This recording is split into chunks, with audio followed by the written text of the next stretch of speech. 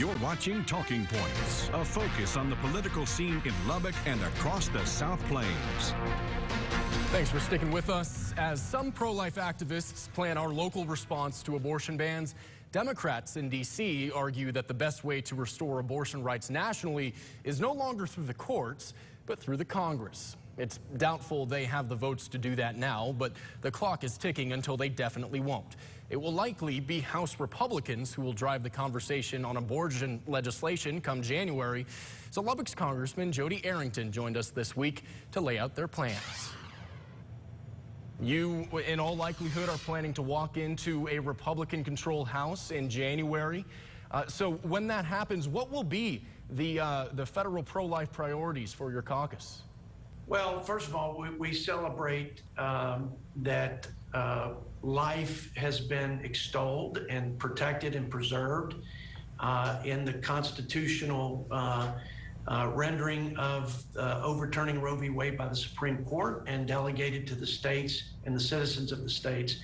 And in Texas, obviously, we have very strong pro-life measures, a basic ban on abortion, except for when it endangers the life of the mother. That's going to be deferred to the family.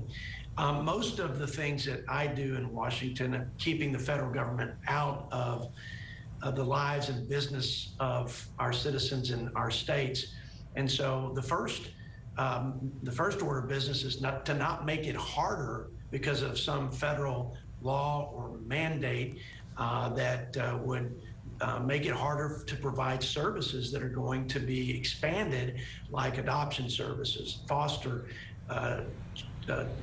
care services, health care for women and their unborn children. So that's the first thing on my agenda. Secondly, we're looking at defining life at conception. There is this inherent right to life, liberty, and the pursuit of happiness.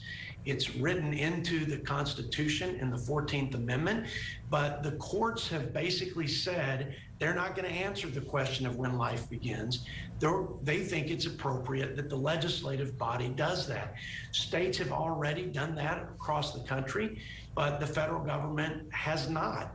And I just believe fundamentally that in this nation, that our national ethic should be that life begins and citizenship begins, and the rights of American citizens should begin at conception. Congressman, we spoke about this a little bit last week when you made some news around Texas for saying you'd like to introduce that federal abortion ban. But I want you to make the case for our viewers here. For 50 years, the Republican argument against Roe v. Wade has been about restoring states' rights and the state legislature's ability to legislate abortion themselves. This federal abortion ban seems to go one step farther than Roe v. Wade and is no longer about individual states' rights to legislate that. How will you make that case to voters? Well, I've been consistent. There is no abortion right which was manufactured erroneously in Roe v. Wade. And so for 50 years, there was this extra constitutional ruling, this judicial activist rendering of a right that never existed. And so the courts struck that down and delegated that authority to the states and the citizens of the states. What I'm talking about is actually an inherent right that is written into the Constitution, the right to life, liberty, and the pursuit of happiness in the due process clause, the 14th Amendment.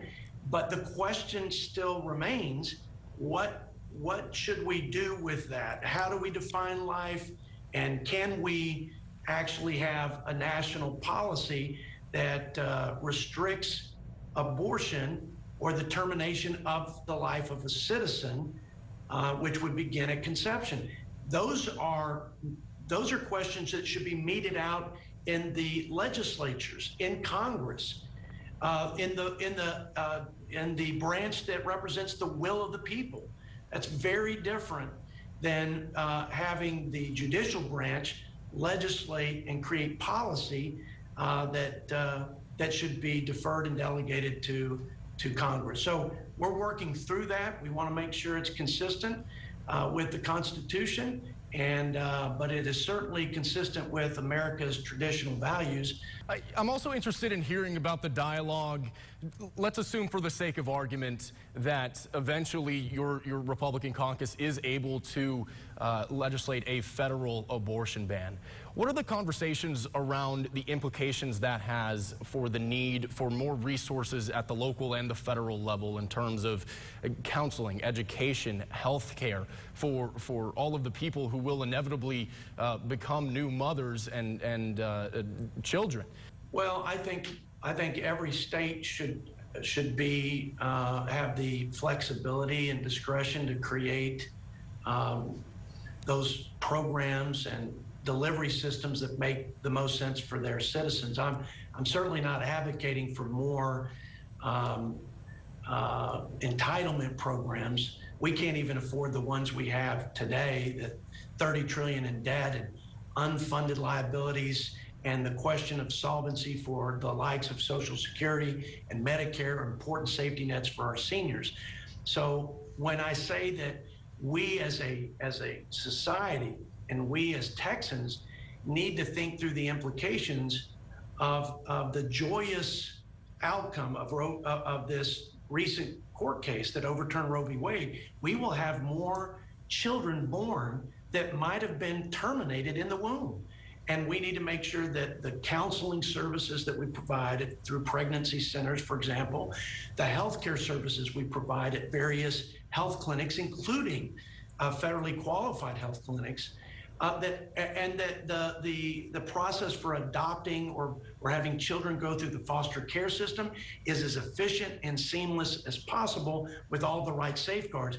I think that the preponderance of those services and making sure that we expedite and have efficiencies and that we have the capacity to welcome these new lives should be worked on at the state and local level. And in fact, I think the private sector and some of these pro-life groups that we talked to the other day, pregnancy centers being one of the main groups, they have to ask the question, how do they build capacity?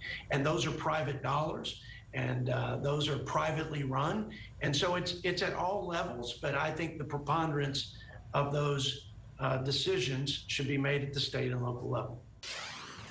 Our thanks, as always, to Congressman Arrington for coming on. When we come back, the long-awaited reports on the tragedy in Uvalde, finally delivering some answers.